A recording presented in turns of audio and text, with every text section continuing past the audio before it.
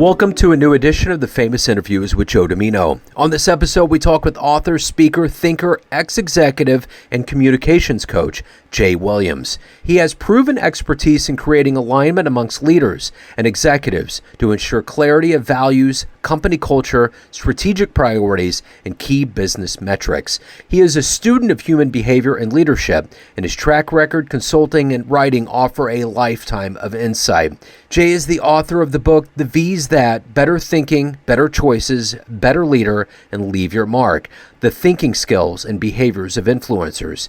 He's a frequent speaker at industry events. His warm, humorous, and sometimes irreverent style engages audiences to shift their thinking. He's a great interview. Enjoy this discussion. So first and foremost, Jay, it's great to meet you. I am excited to get into your life as an author, speaker, thinker, ex-executive, communication coach.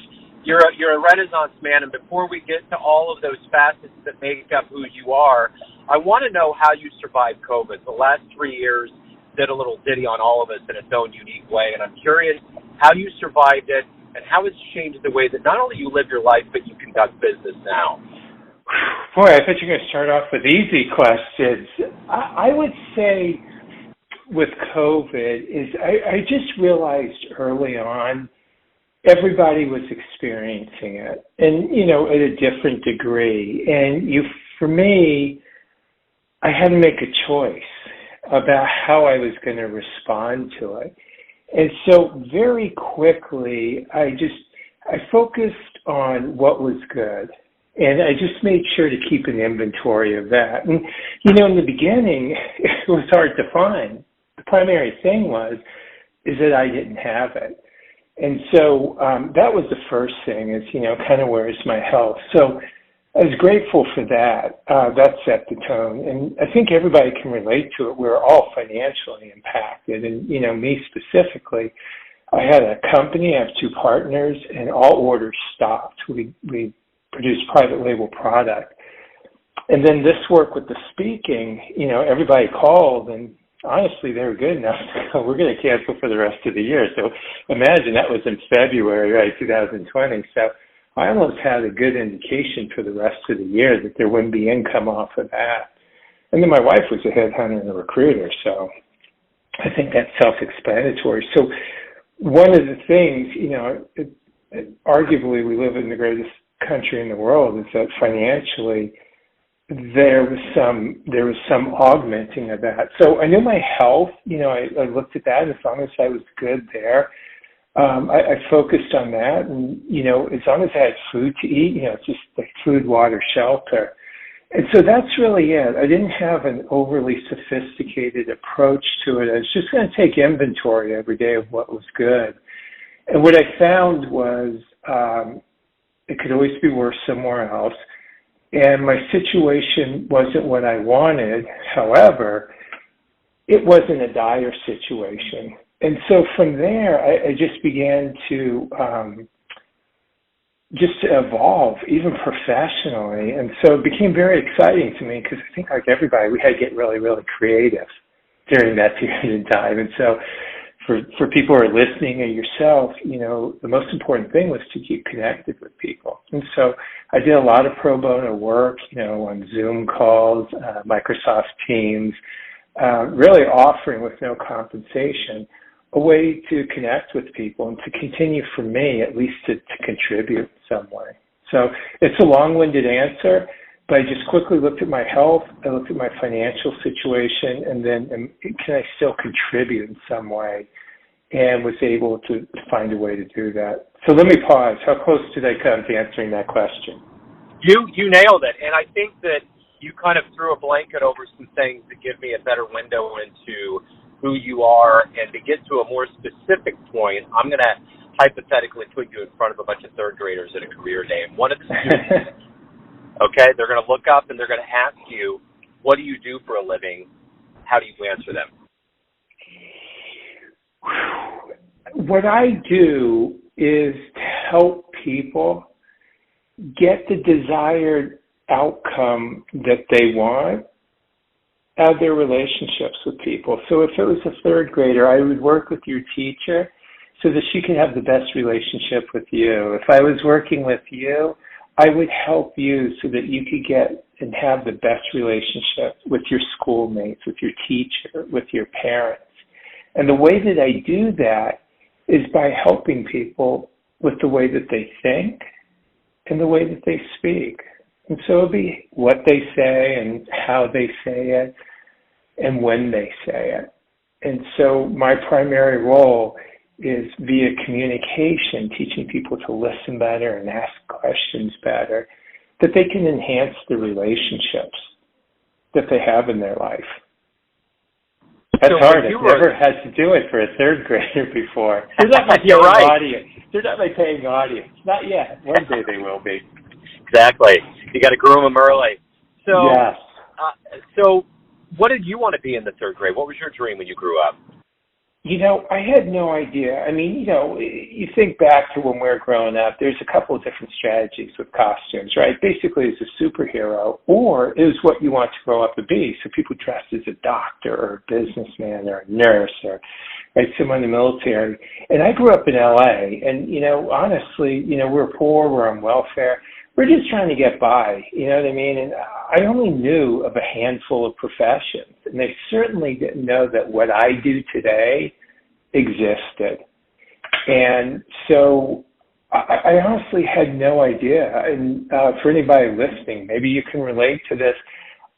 I think I was probably maybe late 30s, maybe 37 or so, before I got this window and this clarity of, hey, I think I'm good at this. The feedback that I'm getting is good. I derive satisfaction out of this. Others that I interact with derive satisfaction out of it. And if I could get paid to do this, this is a great, great way to make a living and to live a life and to make a difference. So I had no idea. I mean, if you said, you got to give me an answer. I was a Laker fan. I knew I wasn't tall enough or good enough to be a basketball player. I wanted to be an agent for a basketball player. That's the only job that came to mind. Yeah, it didn't happen. It didn't happen. Well, but we got a dream, and all of those. Obviously, you're a highly driven and motivated person. So take me back to your initial seeds in life. Like, how did you get these seeds of motivation to grow into who you are today? I think early on, I can articulate it now in hindsight. I certainly couldn't at the time. I just realized that there were a lot of people going through the exact same thing in my neighborhood and growing up. And so, not to pull at anyone's heartstrings, but, my mom was married 4 times. She wasn't married to my father. But that was common, and where I grew up. And as I looked, the exact same things were happening to people. The way they responded to it heavily influenced what their life looked like and what the outcome was.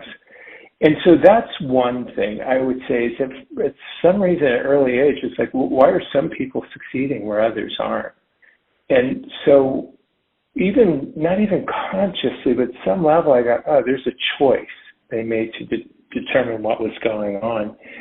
And the other thing is, I would say, when you look at the 2 greatest human motivators, I think everyone would agree, and the science has supported it, that avoidance of pain or pursuit of pleasure are the 2 greatest motivators. And I wanted to avoid the situation that I grew up in with money, with relationships, the way I lived.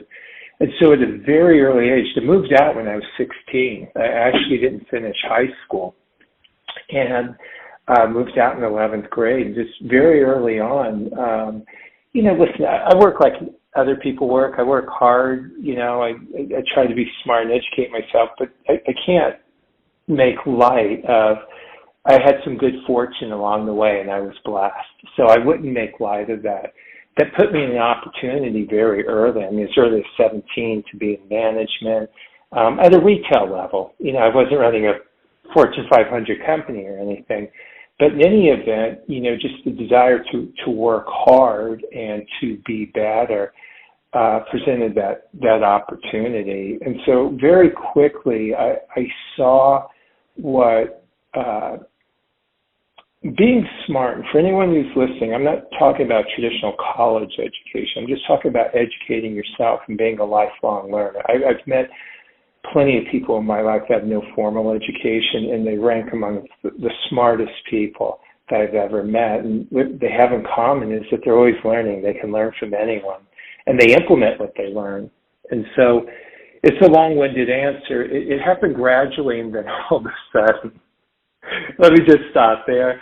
That's how it came about, that this motivation and this drive, and I began to reap some of the rewards of it. So I talked about the avoidance of pain that may have kicked it off, but the pursuit of pleasure, some of the things that I derived out of satisfaction in the relationships I was having and the work that I was doing, that became a motivator that, I became addicted to it. I wanted more of that. And I enjoy helping people and leaving them in a better place than I found them at an early age. For maybe some of it was intuitive. A lot of it, I certainly believe that you can learn, when you look at emotional intelligence specifically, helped me there.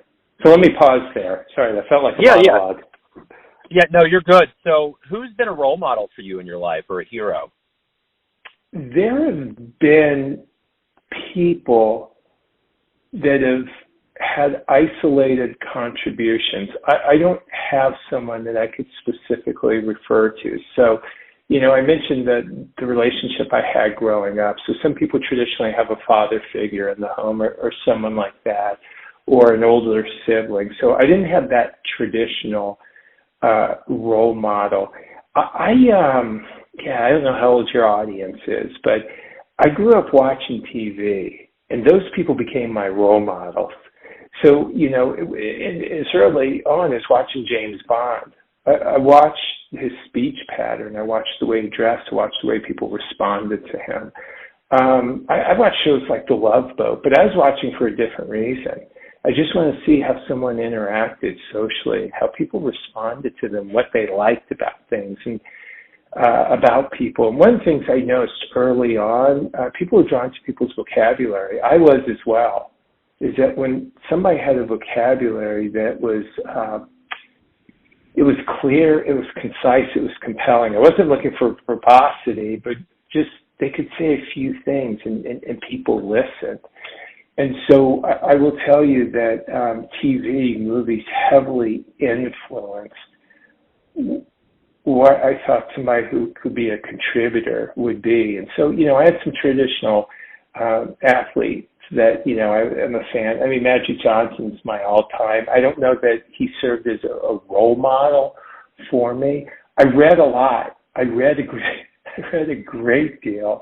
And so that's what I mean. There's some individual contributors, that I read along the way that said things that transformed the way that I think. But I don't have a traditional individual like some people have had who served as a mentor throughout their life. I mean, I'm a faith-based guy, and so there's a lot of congruencies in what I say and what I do and what my faith is and my belief is. And so for anybody who's listening as a faith-based person and that faith is based in Jesus, that would heavily influence my principles on leadership, how I treat people, what I value in life, whether I feel as though it's my role to judge, which I don't. I'm just here to help. Let me pause there. So that would be my response. Yeah. So what was the first book you ever read that really opened the curtains for you, that made you really want to read more? So the first book, so they get into heaven, all right? Let's just say it's the Bible, okay, in case this comes up in Judgment Day. The first book that I read that really began to transform my thinking was a book called The Speed of Trust, and it was written by Stephen Covey. And in the book, this trust, was a word that everybody kind of bantered around and casually used. And, I guess what transformed my thinking is it's a currency in which we operate off of. And I saw foundationally where I had tight relationships, even from a professional standpoint, there's a high level of trust. And in my personal relationships, the same thing. And where the relationships weren't maximizing whatever they could be, there's a low level of trust. And so his definition of trust, which is really, a combination of character and competence, character being intent. Why do you do something? Integrity, do you do what you say you're going to do? And then competence, capabilities. Can you do it? And results, have you done it? Became a tremendous filter for me to process in life. Not only as a leader and as an executive, but as a father, my interaction with my boys or my wife or people socially. And so there's 7 books that sit to the right of me at all times that I constantly reach out for and constantly reference. And foundationally, that was a piece. And because I realized you could talk about any other topic, it becomes irrelevant if you foundationally don't have trust in a relationship. So that was the book that if somebody was listening and they're looking for a first book to read that would have universal applicability, that would be the book, Speed of Trust. It's Stephen Covey Jr., by the way. Some people might know his father from the 7 Habits of Highly Effective People, I think the 8th Habit, but this was actually his son. Cool. Yeah, I know him well, yeah. So what's been one of the best client responses, best fan letters you've ever received? At the risk of, and please, for anyone who's listening, please take this in context because I do. People will come up either through reading the books or working through the workshops, and they will make this comment, "You changed my life." And so my response always is for the better or the worse before I respond to you. And so, my immediate response is, what part of your life became better because of, the conversations that were had? And what they've shared is it's their ability to acknowledge and question in life. And there's a tendency for human beings, I think more than ever now, because our souls and we're just challenged through identity choices and political choices and religious choices, and it goes on, to shift their thinking to consider the perspective of others. I think we're very inclined to process up our own perspective and to lead conversations. So you think of any political conversation, you're very quick to state your opinion, anyone you've talked to, right? Or religious beliefs, or even whether you get the vaccination or identity choices or same-sex marriage. It just goes on and on. It starts off with, let me tell you what I'm thinking. And the change is to seek out the other person's perspective first and sharing with them that the most effective communicators communicate from the other person's perspective. And that's been the takeaway that's changed their life. So whether they're interacting with their child or they're interacting with their boss, people who report to them, or even friends, is just starting any conversation off with a question versus a statement. And it's just helped to diffuse, certainly any potential conflict that may exist. But I think unequivocally is that they realize when you ask a question, it leads people to believe that you care. And when people believe you care, they trust you. And so whether I've done it in a sales organization or I've done it with a leadership organization or just even for people who use it and apply it in their personal life, they found that strategy has been life-changing for them. And it just exponentially deepens the relationship, the conversation, the speed in which resolution comes about. You've done such a good job of encapsulating a lot of things that I really wanted to get and capture about who you are. And this is my next question for you. Everyone has a perception of you, your family, friends, clients, colleagues, but ultimately you live your life. What's your perception of you? Who do you think you are? Wow, isn't it funny? Who do you think you are? It all depends on the inflection of your voice, right? Who do you think you are? Because when my Who do you think you are? Yeah, it comes across completely different. It's interesting that you say that because over the last 2 weeks, there's been with different people just this focus and this awareness, and it wasn't my epiphany. There's a guy, Andy Stanley, who he's actually a pastor in Atlanta, And he crosses over, though, does a lot of leadership work. So people would have heard of him. But about 3 weeks ago, he was speaking. He said something very interesting. And I'm going to answer your question, by the way. Is he said that your relationship with other people is not their relationship with you. And so the timing of your question is, I probably have a better answer now than I did 3 weeks ago. Because he said, the relationship that a husband has with his wife is different than the wife has with the husband, because she's a female, he's a male, right? There's some other social influences that go on. Relationship a mother has with her daughter, different than a daughter with her mom. A employer with the employee, right? Because they have different filters. And so your question is really timely as far as, where my thinking has been.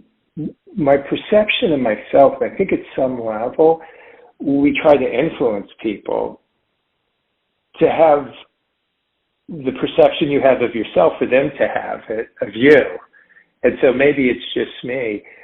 What I would want people to perceive is that, one, I want to leave them in a better place than I found them, that they sense from the interaction, from the very first moment to when we leave, is that they have this feeling that I've left them in a better place than I found them. And it doesn't matter whether it's a customer service, someone I'm calling from my phone, or a client that I'm interacting with, or kids or friends. So my perception of myself is that I have an awareness of people and how they're responding real time to make the adjustment. And so I hope that's their perception. I would want people to say, and I hope I'm answering your question, I'm actually processing out loud, is that I was smart. And smart because I don't think that I am smart, and I want to work towards that. That they find me engaging into the point that I want to communicate from your perspective. I want you to feel as though that I'm asking the questions to understand what's most important to you, and I'm prioritizing what I share back in that order. So I'd say smart, engaging, and somewhat irreverent and funny. I mean, that's the perception I want to have of myself, and that people would say those things. How well did I answer that question? That's a great question. I was processing out loud. Yeah, no, that's great. No, you did great. So, Jay, if anyone out there wants to learn more about you and what you do, anything revolving around your world, where can they go? It's simple. They can go to thejwco.com. So thejwco.com, and that'll give you insight. And I've made it available to people that you can actually schedule a call. When you go there, just for anybody who's listening, there's two types of calls there, and I want you to pick the one that there's not an investment for you. I have something called exigency, EXI, exigency, GNCY. And what that is that when there's a case or scenario that requires immediate conversation or solution, you can go on there and contact me. So quite often executives will do that. So if anybody sees the two, that's it. So if people have an immediate need, then they reach out that way.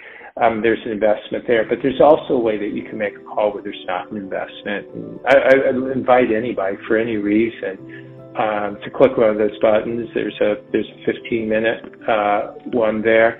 Yeah, that you can just chat, and if there's something that's on your mind or you think that I could add some value in some way to your thinking, I'd encourage you to do that. So if you go to LinkedIn, it's Jay Williams Co., any of the social media. But for the website, you can just go to thejwco.com.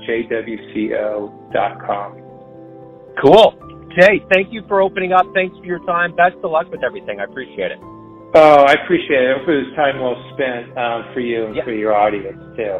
Thanks for tuning in to another famous interview with Joe Dimino, where we cover the world of art, literature, business, spirituality, and more from around the globe. If you want to hear more interviews, visit the Famous Interviews with Joe Dimino channel on YouTube. You can find us on Spotify and Apple Podcasts. Thanks again for listening, and until next time.